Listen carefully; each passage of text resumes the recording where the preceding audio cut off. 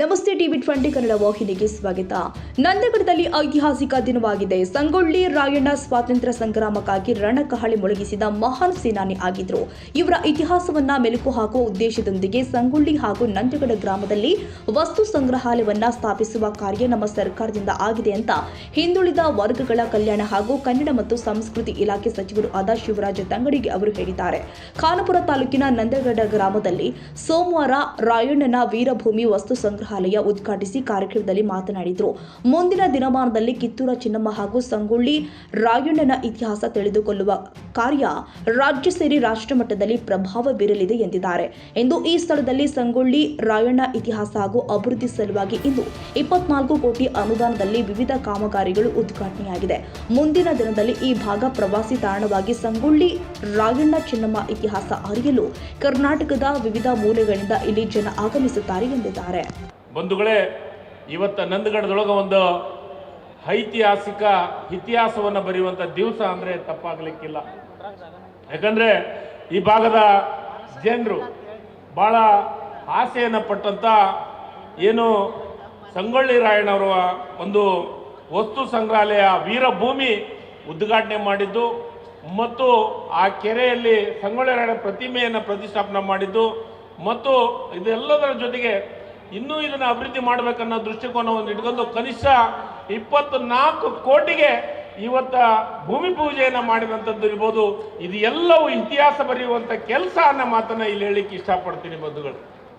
ಸಂಗೊಳ್ಳಿ ರಾಯಣ್ಣ ಸ್ವತಂತ್ರ ಸಂಗ್ರಾಮಕ್ಕೆ ವೀರ ರಣಕಳೆಯನ್ನು ಮೊಳಗಿಸಿದ ಭಾರತ ದೇಶದ ಮೊಟ್ಟ ಮೊದಲೇ ಈ ಭಾಗದೊಳಗೆ. ಅದಾದಮೇಲೆ ದೇಶಪ್ರೇಮಿ, ಅಪ್ಪಟ ದೇಶಪ್ರೇಮಿ, ದೇಶಕ್ಕಾಗಿ ಏನು ಬೇಕಾದ್ರೂ ಮಾಡಕ್ಕೆ ಸಿದ್ಧರಿರುವಂಥ ಸಂಗೊಳ್ಳಿ ರಾಯಣ್ಣವರು ನಮ್ಮ ಕಿತ್ತೂರಿನ ಆಸ್ಥಾನದಲ್ಲಿ ರಾಣಿ ಚೆನ್ನಮ್ಮರ ಬಲಗೈ ಬಂಟನಾಗಿ ಕೆಲಸವನ್ನು ಮಾಡಿದಂಥ ಇತಿಹಾಸ.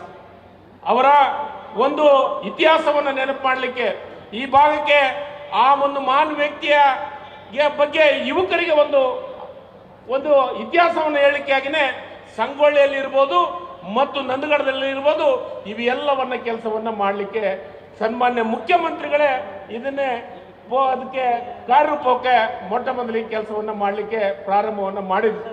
ಅದಕ್ಕೆ ಅಧ್ಯಕ್ಷರಾಗಿ ಎಚ್.ಎಂ. ರೇವಣ್ಣರನ್ನು ನೇಮಿಸಿ ಇಲ್ಲಿ ಏನೇನು ಬೇಕಾಗಿದೆ ಅದು ಎಲ್ಲವನ್ನ ಮಾಡ್ಬೇಕಂತಂದು ಹೇಳಿದಾಗ ಅದು ಕೆಲಸ ಪ್ರಾರಂಭ ಆಯಿತು. ಪ್ರಾರಂಭ ಆಗೋದಷ್ಟೇ ಅಲ್ಲ, ಸಂಗೊಳ್ಳಿಯಲ್ಲಿ ಒಂದು 100 ಎಕರೆ ಭೂಮಿಯಲ್ಲಿ ನನಗನ್ಸಿದ ಮಟ್ಟಿಗೆ ನಮ್ಮ ಉತ್ತರ ಕರ್ನಾಟಕದಲ್ಲಿನೇ ಅಂತ ಸೈನಿಕ ಶಾಲೆಯನ್ನು ನೋಡಕ್ ಸಾಧ್ಯ ಇಲ್ಲ. ಅದ್ಭುತವಾದಂತಹ ಸೈನಿಕ ಶಾಲೆಯನ್ನು ಕಟ್ಟಿ ಅದನ್ನು ಲೋಕಾರ್ಪಣೆ ಮಾಡುವಂತ ಕೆಲಸವನ್ನು ಏನಾದರೂ ಮಾಡಿದ್ರೆ ಸನ್ಮಾನ್ಯ ಸಿದ್ದರಾಮಯ್ಯ ಸಾಹೇಬರು ಅನ್ನೋ ಮಾತನ್ನು ನಾನು ಹೆಮ್ಮೆಯಿಂದ ಹೇಳುವಂತ ಕೆಲಸವನ್ನು ಮಾಡ್ತೀನಿ ಬಂಧುಗಳೇ. ಅದರ ಜೊತೆಗೆ ಬಾಲ್ಯದಿಂದ ಹಿಡ್ಕೊಂಡು ಅವರ ಜೀವನ ಚರಿತ್ರೆಯನ್ನ ಯಾವ ರೀತಿ ಜೀವನವನ್ನ ಮಾಡಿದ್ರು, ಯಾವ ರೀತಿ ಬಾಲ್ಯವನ್ನ ಅವರು ಕಳೆದ್ರು, ಅದಾದ್ಮೇಲೆ ಕಿತ್ತೂರು ರಾಣಿ ಚೆನ್ನಮ್ಮನ ಜೊತೆಗೆ ಆತನ 6 ಮಂದಿ ಸಹಚರರು ಯಾವ ರೀತಿ ಬ್ರಿಟಿಷರಿಗೆ ಸ್ವಪ್ನವಾಗಿ ಕೆಲಸವನ್ನ ಮಾಡಿದ್ದನ್ನ ಇವತ್ತು ಎಲ್ಲ ಯುವಕರಿಗೆ 2 ಸಂಗೊಳ್ಳಿ ಮತ್ತು ನಂದಗಡದ ಇವತ್ತು ಉದ್ಘಾಟನೆಯನ್ನು ಮಾಡಿ ಲೋಕಾರ್ಪಣೆ ಮಾಡುವಂತ ಕೆಲಸವನ್ನು ಮಾಡಿದ್ದೀವಿ. ಈ ಕ್ಷೇತ್ರದ ಅಭಿವೃದ್ಧಿಗಾಗಿ ವಿಶೇಷವಾದಂಥ ಅನುದಾನವನ್ನು ಕೊಡೋದ್ರ ಮುಖಾಂತರ ಕನಿಷ್ಠ ನನಗನ್ಸಿದ ಮಟ್ಟಿಗೆ 319 ಕೋಟಿ ದೊಡ್ಡ ಒಂದು ಬಿಲ್ಡಿಂಗ್ ಅಂತ ಹಾಸ್ಟೆಲ್ ನನಗನ್ಸಿದ ಮಟ್ಟಿಗೆ ಎಲ್ಲಿ ನೋಡಕ್ ಸಾಧ್ಯ ಇಲ್ಲ ಅಂತ ಒಂದು ಸೈನಿಕ ಶಾಲೆ ನಿರ್ಮಾಣ ಮಾಡೋದ್ರ ಮುಖಾಂತರ ಕನಿಷ್ಠ ಅಲ್ಲಿ ಸಂಗೊಳ್ಳಿಯ ಬಗ್ಗೆ, ರಾಯಣ್ಣನ ಬಗ್ಗೆ ಚಟುವಟಿಕೆಗೆ ಅಲ್ಲಿನ ವಸ್ತು ಇದನ್ನ ಅಲ್ಲಿ ಉದ್ಘಾಟನೆ ಮಾಡಿ ಅಲ್ಲಿನ ದುಡ್ಡು ಕೊಟ್ಟು ಇವತ್ತ ಒಟ್ಟು ಮತ್ತೆ ಹೊಸದಾಗಿ ಅಲ್ಲಿ ಮತ್ತೆ ಏನೇನು ಮಾಡಬೇಕು ಮಕ್ಕಳಿಗೆ, ಯುವಕರಿಗೆ, ಶಾಲಾ ಮಕ್ಕಳಿಗೆ ಎಲ್ಲ ರೀತಿಯ ಸಂಗೊಳ್ಳಿ ರಾಯಣ್ಣನ ಬಗ್ಗೆ, ಕಿತ್ತೂರು ರಾಣಿ ಚೆನ್ನಮ್ಮನ ಬಗ್ಗೆ ಇದೆಲ್ಲವನ್ನ ಇತಿಹಾಸವನ್ನು ಹೇಳಿಕೆನೆ ವಿಶೇಷವಾದಂಥ ದುಡ್ಡು ಖರ್ಚು ಮಾಡೋದ್ರ ಮುಖಾಂತರ ಇವು 2 ಭಾಗ ಪ್ರವಾಸೋದ್ಯಮ ಇಲಾಖೆಯಾಗಿ ಪರಿವರ್ತನೆ ಆಗಿರ್ತದೆ, ಸಂಶಯನೇ ಇಲ್ಲ.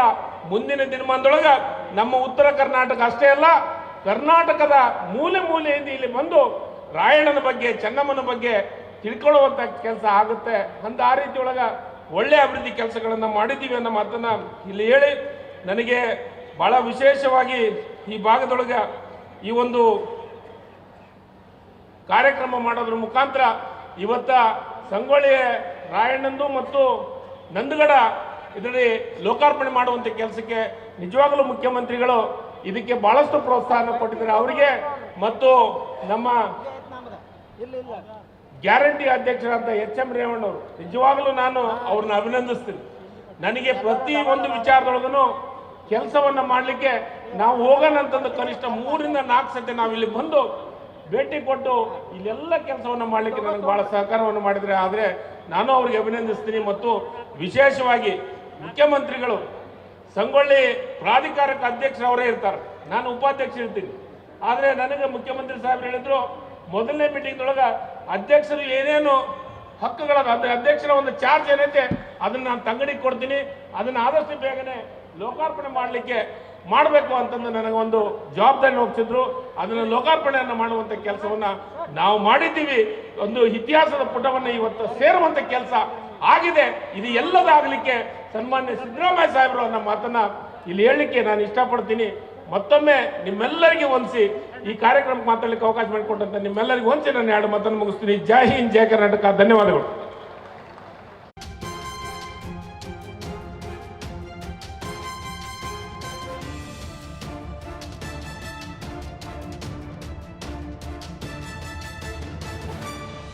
ಕನ್ನಡಿಗರ ಮೆಚ್ಚಿನ ನಿಮ್ಮ ಟಿವಿ20 ಕನ್ನಡ ವಾಹಿನಿ ಇದೀಗ ಟಿವಿಯಲ್ಲಿ ಲಭ್ಯ.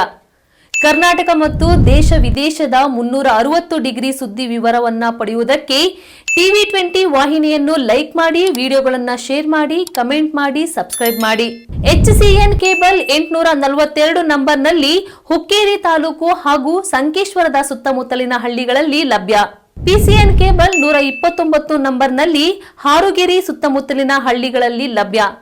ರಾಯಬಾಗ್ ಡಿಜಿಟಲ್ ಚಾನೆಲ್ ಕೇಬಲ್ 80ನೇ ನಂಬರ್ನಲ್ಲಿ ರಾಯಬಾಗ ತಾಲೂಕಿನ ಸುತ್ತಮುತ್ತಲಿನ ಹಳ್ಳಿಗಳಲ್ಲಿ ಲಭ್ಯ. UDCN ಕೇಬಲ್ ನೆಟ್ವರ್ಕ್ ಉಗಾರ ಸುತ್ತಮುತ್ತಲಿನ ಹಳ್ಳಿಗಳಲ್ಲಿ ನಿಮ್ಮ ಟಿವಿ20 ಕನ್ನಡ ವಾಹಿನಿಯೂ ಲಭ್ಯ.